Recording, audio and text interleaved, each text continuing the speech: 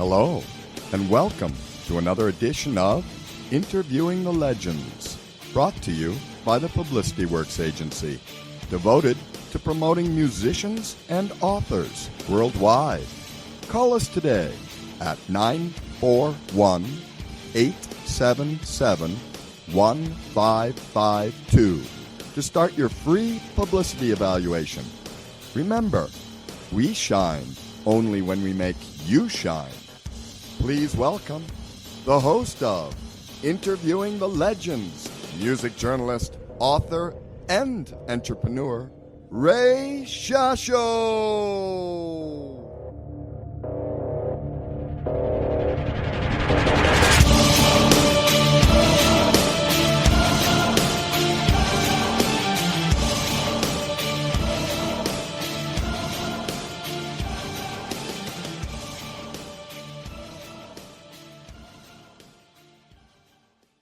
Happy Tuesday, everyone. I'm Ray Shasho. Welcome to the show where we interview legendary and up-and-coming music artists and authors. Brought to you by the Publicity Works Agency. Call us today at 941-877-1552 or email us at publicityworksagency.com. Remember, we shine only when we make you shine. John Lodge is the bass guitarist, vocalist, and songwriter for the iconic rock band, the Moody Blues. Songwriter of such mega Moody Blues hits, Ride My Seesaw, I'm Just a Singer in a Rock and Roll Band, Isn't Life Strange, my favorite, and many more. Lodge has been performing and recording with the Moody Blues for more than 5 decades, selling more than 70 million albums. Lodge has been voted one of the top 10 most influential bass players on the planet and has been the recipient of many awards, including ASCAP, American Society of Composers and Publishers, for outstanding contribution to music, and inducted into the Hollywood Walk of Fame, to name just a few. The Moody Blues have released 15 studio albums and countless compilations, and John has also released 3 solo albums, Natural Avenue in '77, 10,000 Light Years Ago in 2015, and his current Live from Birmingham, the 10,000 Light Years Tour. He's also released a duo album, The Blue Jays, in 1975 with Justin Hayward, and they were voted the top duo for the year. 2017 saw the 50th anniversary of the Moody Blues from Days of Future Past, and to celebrate, John and the Moody Blues embarked on a very special tour that included a complete performance of this iconic and groundbreaking album. The tour continued in January 2018 with the 4th Moody Blues Cruise dates in the USA and finishing with a residence at the Wynn in Las Vegas. This celebratory concert, Days of Future Past Live, was filmed in Toronto. It's also currently being shown on PBS as part of their Great Performances program and has now been released as a DVD, reaching the top of the U.S. DVD charts. On April 14th, 2019, the Moody Blues were inducted into the Rock and Roll Hall of Fame as part of the class of 2018. Please welcome singer, songwriter, bassist for Rock and Roll Hall of Famers, the Moody Blues, Mr. John Lodge. Hello, John.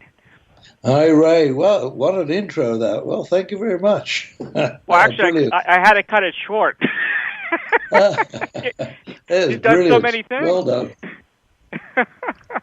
First of all, congratulations on your Rock Hall honors. I watched it on television, and you guys were, you were overdue, actually. You should have had this done many, many years ago. But congratulations. Yeah, thank you very much. But, it's nice to get it now, It's, I did get into rock and roll for any awards, but it really is nice to have people, vote for you. And I feel really, really pleased for all our fans because they've been the stalwart people, chasing this for us and saying, you should be in. And I think they did it, along with, of course, a lot of radio people, a lot of DJs in the USA. So thank you to everyone. It's brilliant. Yeah, we love you guys. Moody Blues is one of those bands that, everything you do is gold, basically. Every song you put out, you guys are so talented. It's amazing. It's just something I love, something we love. And, we've been very fortunate to have American radio take us to their heart, to be honest. Right. And it's just been a wonderful ride for us, to release an album and then hear it, on radio. I mean, it's still one of those magic moments when you hear one of your songs being played. It's when you think of yourself being sort of 12 years of age, picking up a guitar for the first time, thinking, I wonder where this is going to take me. Yeah, exactly. It's amazing. It's just it's a dream come true, basically. Michael Pinder didn't play when you guys played on stage, right, at the hall? He wasn't performing. Yeah, no, Mike wasn't. Mike was with me. We speak together all the while, Mike and I. Right. And but he's been living in California for many years, and we weren't too sure exactly what was really going to happen at the Hall of Fame at the ceremony. So I think we prepared the show. The songs that we've been doing over the last few years for that show. So we were. Always trying to be prepared for whatever you do in life. But it was lovely to have Mike standing there with us. It was great. It's wonderful to see bands perform live at the Hall of Fame, Rock and Roll Hall of Fame, and show all the people today, and people on mainstream radio and whatever, what a real band sounds like. Well, I'm glad you said that, not me. Well, it's like Yes. I'm a big fan of the Moody Blues. Progressive rock is my thing, and when Yes performed, I was so happy to see that. I've had the guys from Heart on the show, and to see the original Heart perform. I mean, it's wonderful, and if it takes the Rock and Roll Hall of Fame to do it, then God bless it. Yeah, absolutely. I mean, it is about rock and roll. You just mentioned Yes. Next year in February, I'm on the prog rock cruise with Yes. We're going down to Florida, Key West, and then down to Mexico from Florida, leaving Tampa. So I have a great time on the prog rock cruise, and it's great because Yes, we all grew up together, and it's the music industry from the artist point of view, from a band point of view, is very parochial. It's very small, really, and our paths cross. We don't see each other very often, but when our paths cross, it's as though it was yesterday when we saw them, wherever we saw them before. So it's always great. Yeah, these cruises are like a reunion for you guys, just to get together and have a few beers and talk about the old days. It must be wonderful. It's great, and for the fans, it's great because it's like a floating festival, where we're all there for one reason only: the music. Yeah, I call it Woodstock on the high seas. Well, yeah, on the high seas, but yeah, exactly. I want to plug some of your dates. You're going to be doing your solo gig, I guess, beginning October 12th at the City Winery in Tennessee. Is that where you're starting? Yeah, we start in Nashville. Looking forward to that. I love Nashville, and really excited about that. And we wander through, and I've just added 2 more dates today as good. well. Yeah, one in at the end of the tour. So. We'll be in Cleveland, home of the Rock and Roll Hall of Fame, and then I'm going to be in Cincinnati as well. So that's 2 more concerts. Yeah, I'm really pleased. Yeah, October 14th, you'll be in my old stomping grounds. I grew up in the D.C. area, so you'll be in Washington, D.C. at that City Winery on the 14th. Yeah. You'll be in Sellersville, Pennsylvania on the 15th. You'll also be in the City Winery in New York on the 17th. The Flying Monkey in Plymouth, the Flying Monkey. Hampshire. Yeah, I like that name. It's great. You'll be in Norfolk, Connecticut, Infinity Music Hall and Bistro. That'll be on the 20th. And then I got you in Greenwich, Rhode Island, on the 21st. You don't have much time in between, do you? No, there's a lot of traveling as well. And, yeah. But I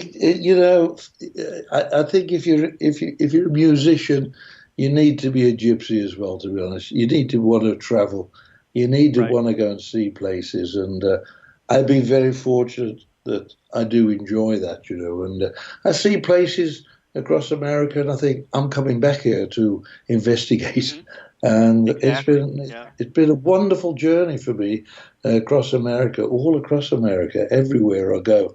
I find something so interesting, Then back in Vegas with the Moody Blues, September 19th through the October 6th at the Encore Theater at Wynn in Vegas. So you'll be doing some dates there as well. And then, of course, you got the cruise, February 4th through 9th, leaving out of Tampa. And you'll be in Cozumel. And my friend Steve Hackett will be there with you as well. He's been on the show. Oh, brilliant. Yeah, that's going to be awesome. Yeah, looking forward to that. I was very fortunate to interview both Ray Thomas and Michael Pinder. And probably one of the best interviews I've ever done and enjoyed was with Ray Thomas. Yeah. Ray talked about you a lot. You guys go way back. I think since you were like 14 years old or something like that, right? Yeah, 14. And, I taught Ray how to drive even. Can you believe it? Really? No, he was older than me, but I passed my test first. Yeah, we had a lot of fun. We had great times, and we were very close, very close. I want to read you something from that last interview I had. It's a little lengthy, but I think you'll appreciate it. This is Ray talking about you. Do you mind if I read that real quick? No, not at all. Okay, it says, I worked with John a couple of weeks before Christmas on an album he's making, and I was in the studio with him. I've known John since he was 14 years old, and I was 15. He doesn't like people to know that we're close in age, so John lies. He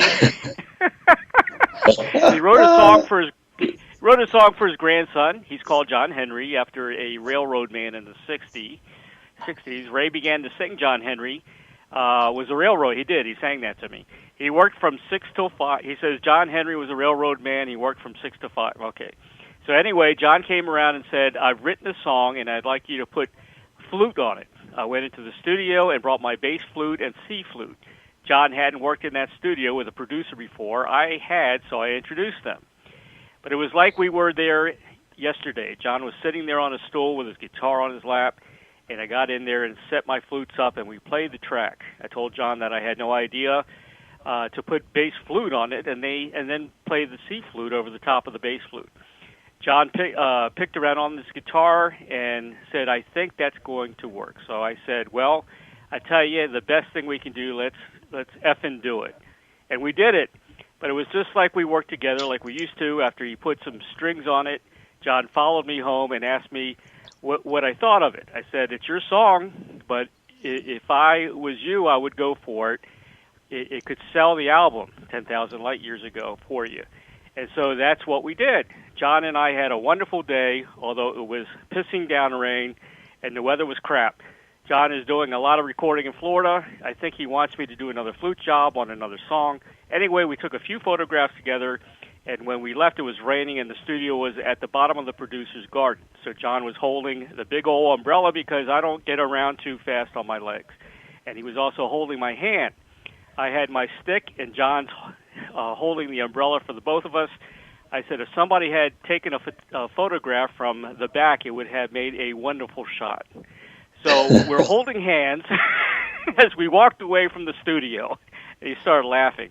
And he says, John came out with the most stupid thing when he got home. His wife and daughter were there, and they were waiting to see how we got along together. So John rushed in there and said, sounds just like us. It sounds just like us. I said, you silly son, of course it does. It's still us. Does that sound like Ray? That's exactly. You've just transported me back to exactly that place. Can you believe? And it's everything there was exactly right. Everything was there, And yeah, we did. We were like Laurel and Hardy coming back up that walk. But yeah, somebody should have great taken a times. picture of that.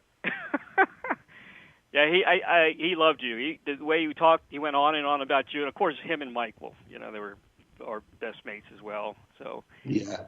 Well, the three of us, Ray and I had a band for 4 years called Al Wright and the Rebels. Yep. And part of that time, Mike played keyboards for us as well. So, we go back and, we've lived our youth together, and we learned a lot of things together from each other, which was, musically and as friends. And so it's just been wonderful. And, Ray played me one of the best compliments I've ever had, really, from someone. When I played the album, which I just recorded, the reason I recorded the album, it's at Birmingham Town Hall. And Birmingham Town Hall was where I saw Buddy Holly when I was 12 years of age. And I sat in the front row of the Circle. And I said to my agent, I want to finish my tour at Birmingham Town Hall. And I want to stand on the stage and look up to that, that front row of the Circle and think, yeah, there's a young Johnny Lodge up there looking down at Buddy Holly. And I thought, I wonder if there's a young Johnny Lodge up there looking down at me who may one day go, yeah, I want to be a musician, But Ray was, what I'm coming to is that Ray was very poorly, very poorly. And they never said anything to me. And can you believe he got a driver and he drove from Surrey up to Birmingham to come and see me. And he sat in that audience and watched the concert. And that was to me just a magic moment from a friend, So it was really something very special. That the effort he put into it when he was not well at all, and it's very special, very special. The other, I interviewed Michael as well. What I got from Michael's interview, he's a big UFO kind of really into the UFO experience, and he actually said he saw a few UFOs in our interview, and one of them was in 1966. He said he was with his first band. I don't know if that was his first band, the L. Wright and the Rebels, or was that a different band? I don't know, but I know Mike and I used to speak about this a lot.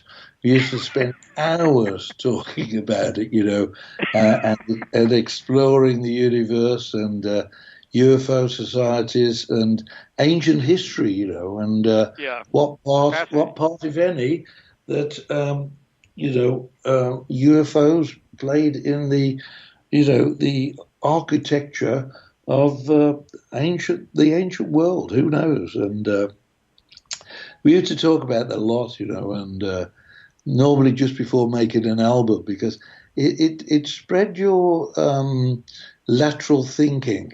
Most of the songs we write in the Moody Blues, or the songs I write, I think, there's always like two meanings, and it's really important. You just mentioned the song that I did with Ray. When I'd written the song, I thought, oh, Ray's got to play on this. He's got to play on this song. And the opening lyric is, just when I thought nothing could get any better than this, you came along like the words of a song, like a song I thought I'd never get to write. And, it was about my grandson, but when I thought about it, it was about everything in life. When something happens to you that changes your whole life and you're not expecting it, And I keep trying to say to everyone, never think of the bad things that change in your life. Try and think of the good things, and they will outweigh the bad things. I assure you. Well, your latest album, 10,000 Light Years Ago, is an incredible album. I really enjoyed it. I think some of my favorites, I love In My Mind. It's mesmerizing, great track. Those Days in Birmingham, that tells it all. Yeah, it does. And of course, Simply Magic was the song you wrote for your grandson. Yeah. And Michael's on that one, and Ray's on it. They're both on there. How many grandchildren do you have? Well, just the one. The one. My line. Yeah, just the one, and Light of My Life, John Henry, and soccer player, tennis player. He still wants to beat me at tennis, so that's the problem. He can't beat you, huh? Oh, he can, because he could run. He could run faster than I can. But he loves music as well, and right. It's really great time, beautiful time. Get Me Out of Here, which is, there's a video on YouTube of Get Me Out of Here. Was that an official video with the cartoon in it, the Astro Boy cartoon? No, I haven't seen that. I've got to look for that then. No, I haven't seen that.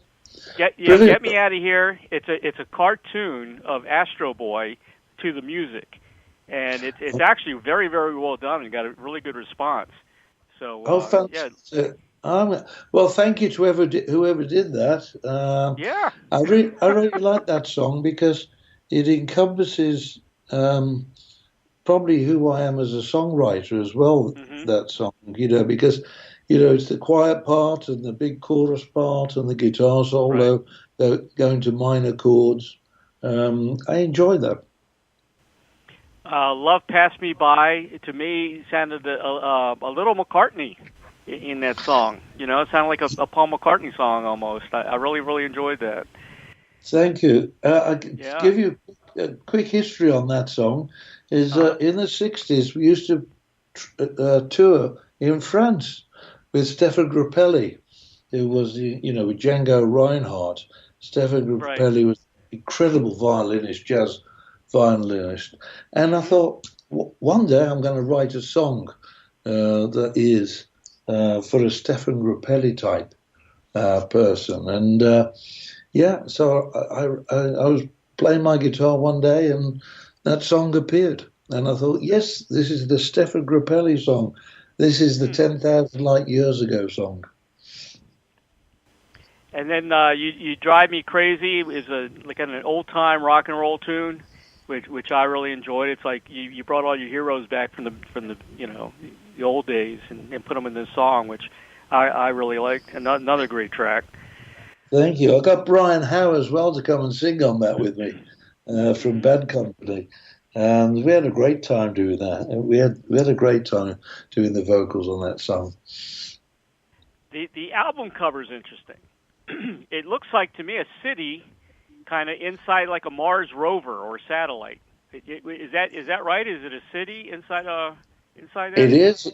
It is a city inside. Is that Birmingham? Well, it could be. It could be Birmingham. It could be Birmingham from the future.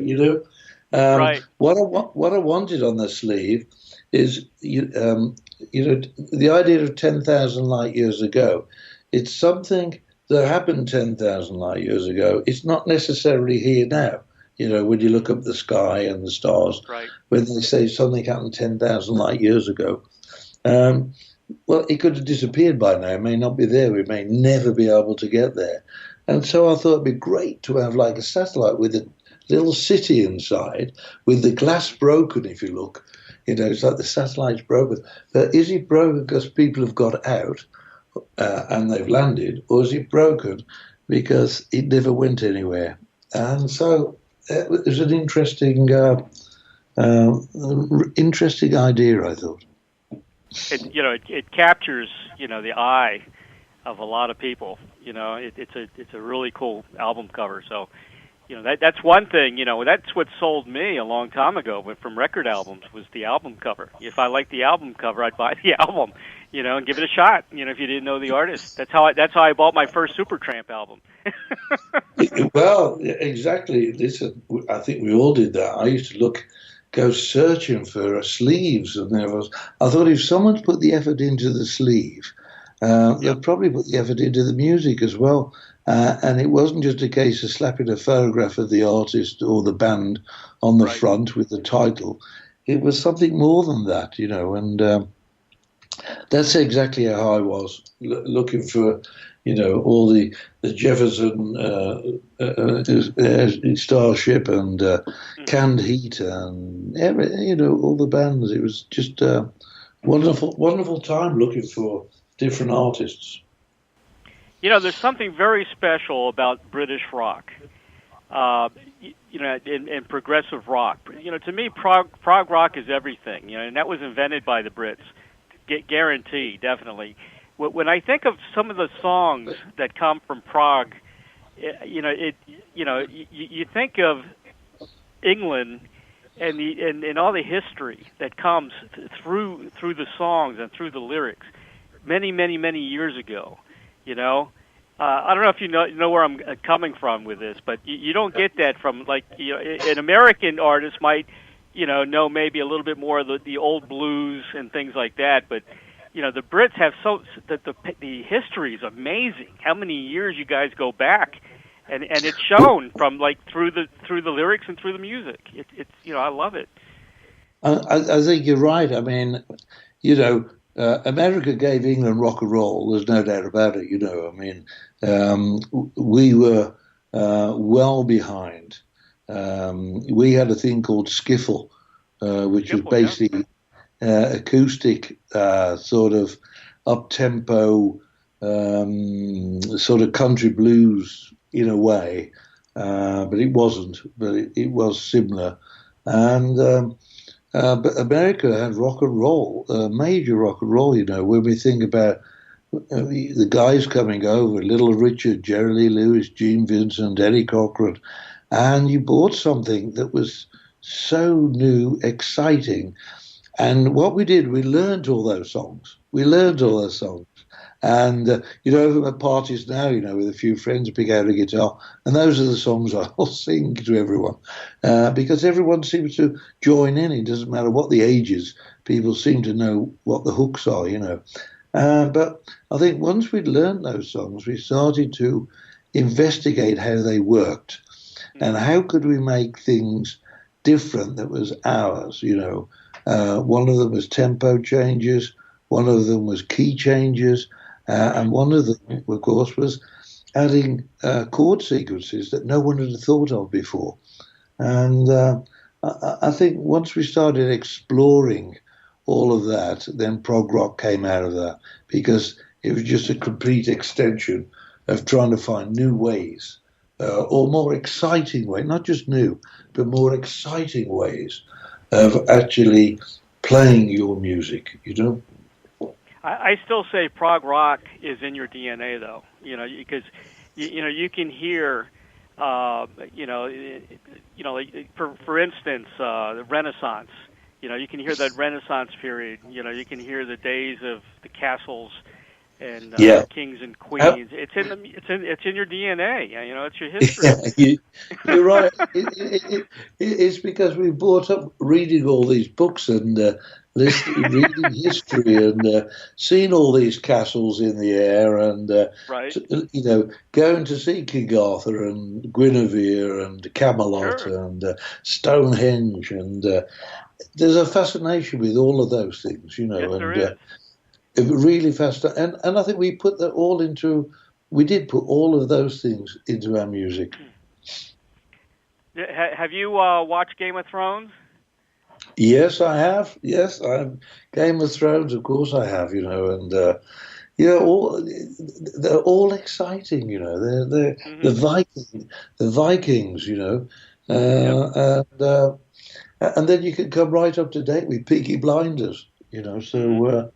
They've all got an incredible historical pedigree, and you're right. What you just said, you're right. It was in the DNA. I'm sure you're right. I like to go off topic. I don't like to ask questions like everybody else does. And I've interviewed Ian Anderson a couple of times. So I went totally off topic and asked about his ancestry. We talked religion, we talked politics, and he loves to talk about that kind of stuff. But Yeah. I was figuring, man, Ian Anderson. I mean, his DNA has got to be awesome. Maybe there's some knights and who knows what's in his past.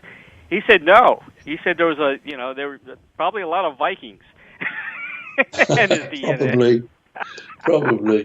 But, it's an interesting, with all this Ancestry.com, it's really interesting to sort of find out where you're from and what's influenced you all the while, And who knows, you may be reenacting something from your DNA that you were doing somewhere along in your DNA 400 years ago. Who knows?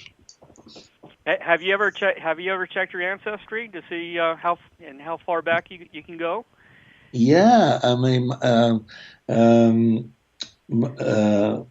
we got one line that went back to like 1300, but whether it was my direct line, we're not too certain. But the people said it was, and it was really funny because it's a guy called Roger de Lodger. Not John Lodge, but Roger de Lodge. So he's probably French or Norman. Right. But the Normans, of course, were Vikings. So my DNA does show that half of me, I'm from Viking stock anyway. So I'm from Scandinavia as well. So so perhaps that's the Vikings were wonderful people for traveling all around the world. And as a musician, you've got to be able to do that. Oh, sure. That's interesting. I love to hear about the history of people. It's just fascinating. I interviewed Annie Haslam, from Renaissance. I know Annie, and she said she went to somebody. It was in a castle in England, and they could look up your past, your other lives, like you're reincarnated. And she said she was reincarnated. She was Mary, Queen of Scots at one time. Well, the thing is that I know at Hampton Court you could do that. A regression, I think it's called. Yeah, right. at Hampton Court, they used to be able to go there, and there's somebody in that area who used to do that, and. I was going to do it one time, but I thought, I might turn up with somebody I don't actually like. So I thought I don't really want to do that. Do you believe that we've been visited by intelligent life forms from another world? Do you think that has happened? Well, the more I think about it, I think the answer is probably yes, because I do study ancient history. Really ancient history, really? And I'm talking pre-Egyptians. And if you look into the Sumerian people who are pre-Egyptian, they already had electricity. They already named all the stars. They also knew which way every planet revolved, and they also knew that one planet revolved the wrong way round. How would they know that? I've no idea. Impossible. Yeah. It's impossible. And they also knew about Pluto, and we didn't know about that because we only found out 20 years ago or whatever. Mm-hmm. And they also described coming through the Milky Way, how you would actually come by all the different planets. And that's the Sumerian people. How on earth did they know that? And so I have no idea. Yeah, I think the what do you call them, the crop circles, I think that's amazing. That you can't tell me all those crop circles were made by man. And there's no, I can't believe it. Not when they turn up overnight. Not when they turn up overnight. And they're complete. I have no idea. I have no idea. But I tell you the one thing I will put forward, and everyone who listens to your show should think about this. Okay. If we landed on the moon in 1968, why haven't we been back? True. The technology is so easy now to do that. Why haven't we been back? And, it'd be great if someone could answer that. But, I believe that, the astronauts say there's something else out there, Frank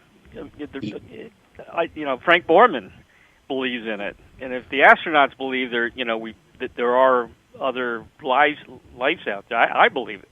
I mean, who better the amazing thing for me is that I've got a huge telescope and I look at the stars and everything else, and I show people different things. And at the moment, Mars is closest that it's been for a long, long time. So Mars looks really red. It's great. And Jupiter's up there and Saturn. But when you start looking, you start seeing rockets that are flying around up there. And they're all named. And you can go online and check whose rocket it is, and then you can see the space station go by, and you think, just a moment, there's this thing we can't see, and there's people on there having lunch. It's a matter of fact thing for them. So probably if you reverse that and you could see back to Earth, you think, just a minute, we can't all come from this small little place called Earth, can we? And so it must be interesting for an astronaut, really, to actually come to terms with when they come back to Earth. So I asked Buzz Aldrin that question once, but we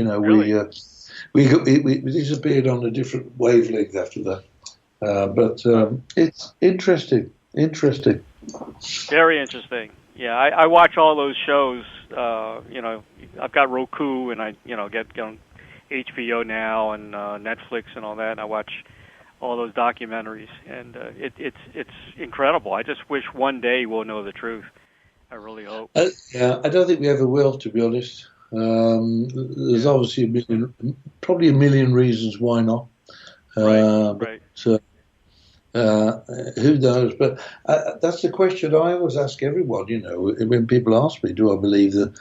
I just say, if we went in 1968, basically on a 2 gigabyte computer and a rocket, now what we've got, we can do today, and we've never been back. And I don't understand why people haven't flown by all the debris that was left on the moon and photographed it and see what's happened to it. I would want to know when they left all the moon rovers up there. I'd love to see what they look like now, 40 years later. Whether they've rusted, they've become something else, whether they disappeared. It'd be interesting. I'd have thought everyone would love to know about that. I guess the latest now is that the Mars, the rover or whatever, is lost because it's covered with dust. They can't find it. Yeah. But the moon is so much closer. If you can build, if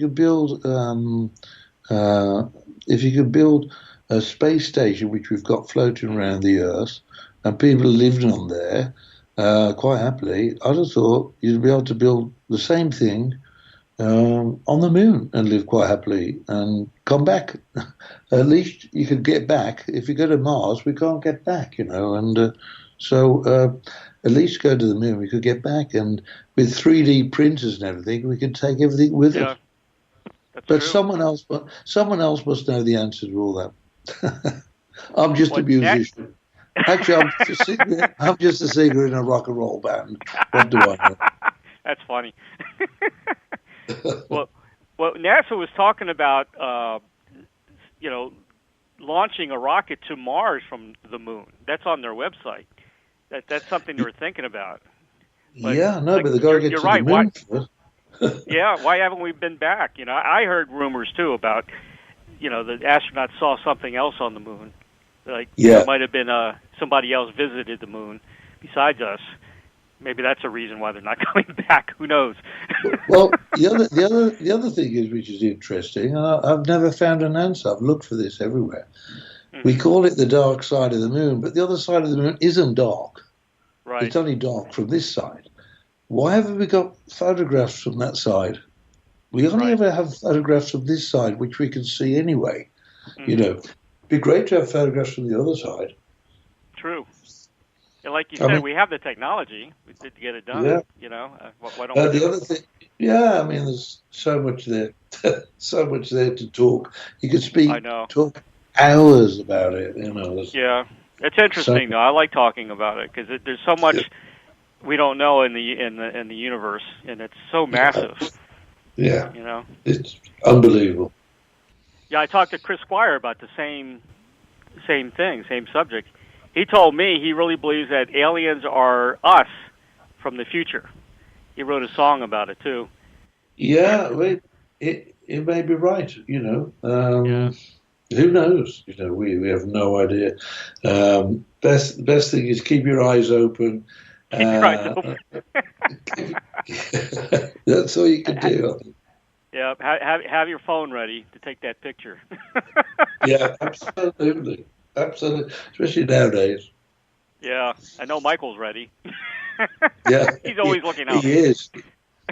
I mean, I had people camping at my house years and years ago, and they said, I said, what are you doing here? You know, and they said, well, you're going to be flying the spaceship that saves the Earth. And I said, well, I don't think so. I don't actually like flying. Which sort of put a stop to that. But they said, no, you will do that. Anyway, but who knows? One of my favorite songs that you've written is "Isn't Life Strange?" Can you tell me a little bit about how you came across writing that? Yeah, a friend of mine was Lionel Bart. Lionel Bart was an incredible songwriter. He wrote Oliver and so many songs, so many early English rock and roll songs, Living Doll by Cliff Richard, and so many songs. And I was at his house one day, and he said, listen to this piano. It's called a Damon, a baby grand piano.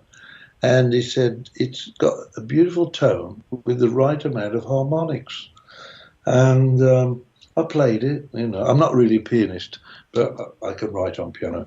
And I really liked it. So I actually ordered one of these pianos, and it was delivered to my house. And I was having dinner one night with some friends, and while we were talking, I could hear this melody in my head. And I got up from the table and said, excuse me, and I just I went into my drawing room, my front room where the piano was, and I wrote, although it only had one lyric, I actually wrote the basic song in about 10 minutes. And all it was, isn't life strange, isn't life strange, isn't life strange. And I went back into our friends who were having dinner, and I said, I said to my wife, I think I've written a song. And I said, but I'm going to play it in the morning to see if it's right. It's always best to play a song in the morning, because then you know whether it's right or wrong. And I played it in the morning, and that was it. I just sat down and wrote the rest of the lyrics. And we recorded it. Mike played a pedal harmonium, which I've got. I've still got it. And it's a pedal harmonium. Well, they used to play at all the churches in the West, in America, the little harmonium, you pedal away. And if you listen to the original recording, if you listen quietly, you can hear the pedal going up and down. It's really interesting. You can hear the boom, boom, boom of the pedal, Mike playing the pedal. But so it was, that's where I wrote the song. It was, but Isn't Life Strange? It just captured me, the whole thing, the lyric about it. When my day's going a little weird, or I see weird things on television or whatever, I think of that song. It helps me get through life. It makes sense. Yeah. It really makes sense. Yeah, brilliant. Well, you're an intelligent guy. You have a degree in mechanical engineering. I know you wanted to design cars at one time. And do you have a collection of cars? Are you I used to, but I'll tell you one quick story which I enjoy. When we lived in America, when we recorded the Octave album, and we're living in America, lived there for 18 months in Brentwood in Los Angeles. Right. And I bought a Lincoln Continental two-door. And we were coming back to England, and I said to my family, I said, you know what we should do? We should drive Route 66 all the way back. And instead of going up to St. Louis, we'll go to Nashville. And that's what we did. We spent 2 weeks driving. This is 1978. We drove all across Route 66, and it was a brilliant time. And I came back on the QE2, actually, and brought the car back with me to England, and I've still got it today. I don't drive it very often. Yeah, I don't drive it very often, but it still lovingly sits in my garage here in England. And because I had so many memories of driving across America and the people we met. It was just a wonderful time. But I've loved cars since I was sort of 7 years. I think I drove my first one when I was like 7 years of age. I was just fascinated by cars, absolutely fascinated. I still am. I will drive everywhere. I drive all across Europe, and when I'm in America, if I can, I'll drive everywhere. Do you race at all, or you just like to drive? No, I just like to cruise. No, I don't like to race. I did some hot rod racing. We actually recorded a song called "Sit at the Wheel," where driving a hot rod car or whatever they call it, a fast car around the racetrack, and that was good fun. But no, the speed part doesn't really. It's the it's just the enjoyment of driving and seeing places. I enjoy that. And of course, now, does your daughter still run the wine business? I know she was in. Yeah, she does. Yeah. We'll be doing that on the cruise. We'll do. I always like to do a wine and music event where, people can have a taste the wine and everything, and I'll get 2 or 3 of the guys from my band, and we just do like a semi-acoustic version of different songs, and just have a nice time on the cruise. That's always a great time, And I'll be doing on the cruise to the Edge in February, so looking forward to that. And when you're not playing music, you play golf. Not too much. But I enjoy golf. I like the competition. I don't like friendly golf. I'm not really one of those people who just go and play golf for golf. I like the competition of golf, and it puts me in a different place. I enjoy that. So you're a serious golfer. Well, I used to be. Yeah. I did. But I don't have the time to do it, and I wouldn't want. Yeah. I mean, my life is my family and my music. Sure. That's what it is. Yeah. And the golf is just a part that just adds more to the. It brings more to the party, Mm-hmm. Have you played with Alice Cooper? He's a great golfer. Yeah, I played in Alice's competition a couple of times. In actual fact, the last time was with my friend Glenn Campbell, and we got up on stage, Glenn and I, and played with Alice and played some rock and roll songs, and had a great time. Can you beat Alice on the golf course? I better not say that. That's funny. I just had Greg Volz from oh my goodness, the Greg X Volz is his name. He was a guest of mine recently from Petra. I don't know if you remember the band. Yeah, Christian rock band. He was one of the best Christian rock bands out there. I just talked to him yesterday, and he's a big golfer. I think he had a 8 handicap or something like that. I was down to 8. You were down to 8 as well? Wow. I mean, I played against Henry Palmer, and I played with with Greg Arnold. Norton. Wow. Yeah, Greg Norton. I was captain of the Great Britain team when we went and played Arnold Palmer's team, the Bay Hill, so a few years ago. And yeah, I mean, I belong to some charities, and the charities are really good at raising money, through golf, for people, and it's good times, good times. Did you play? Have you played in any of the Florida courses? Yeah, I played. Yeah, I played the Green Mon. What was it called? The Blue Monster. Played the Blue Monster. Yeah, I played a lot of courses in Florida. Orlando. Played lots of courses for Orlando. Bay Hill, of course. Yeah. I think I'd have to write them down, and then I'd remember all the names. Yeah. You don't. Does Graham play golf too, or just no? He used to, but he doesn't now. Yeah, he doesn't anymore. As soon as they moved him onto the blue tees, he thought that was enough. John, here's your final question. This is a question I ask everybody, and I get some interesting answers. If you had a Field of Dreams wish, like the movie, to perform or collaborate with anyone from the past or present, who would that be? Buddy Holly, full stop. Buddy Holly, yep. Yeah, full stop. Just as I said earlier, I was totally fascinated, besotted. I bought everything that Buddy Holly's ever done, all the demo tapes I've got. He just came. I mean, like 3 years of a musical life, basically, which changed the lives of so many English musicians. He really did, Buddy Holly. And but to be able to have seen him live on stage, just amazing. And yeah, I'd have gone on there. I'd have played tambourine for him if he'd wanted me to, just to be there, just to be there.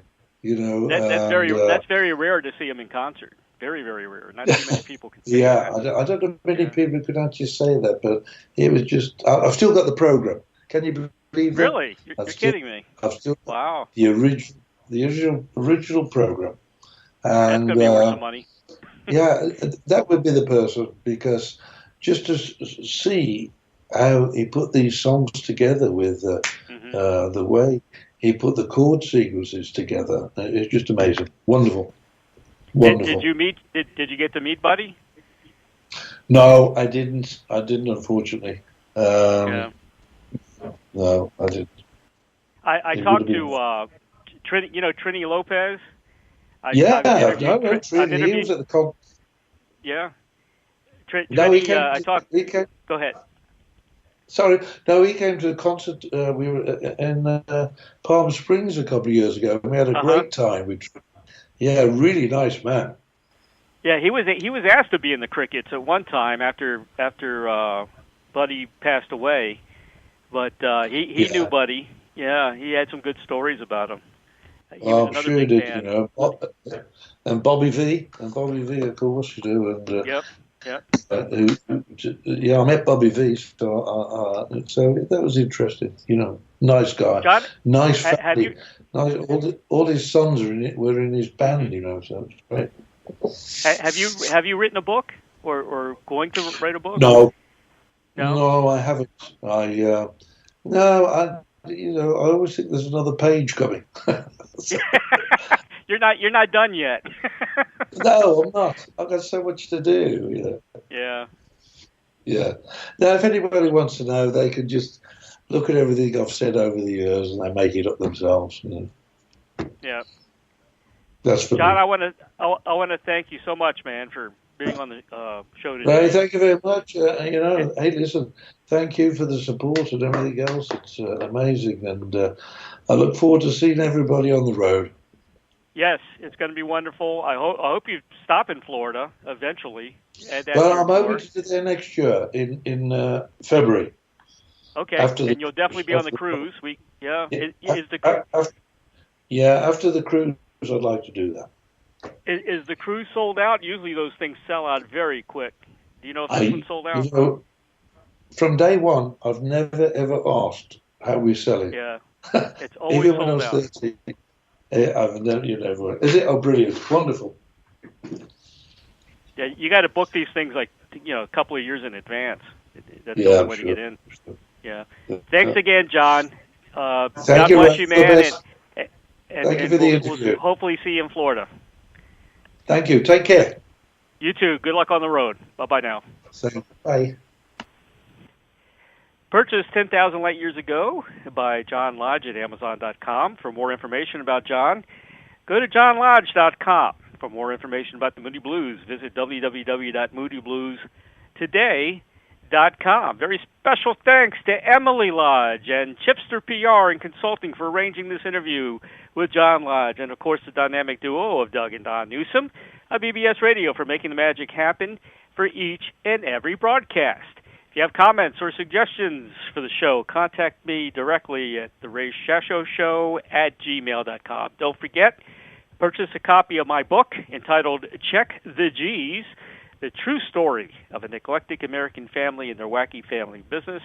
You will love it. It's available now at Amazon.com. Have a great week, everybody.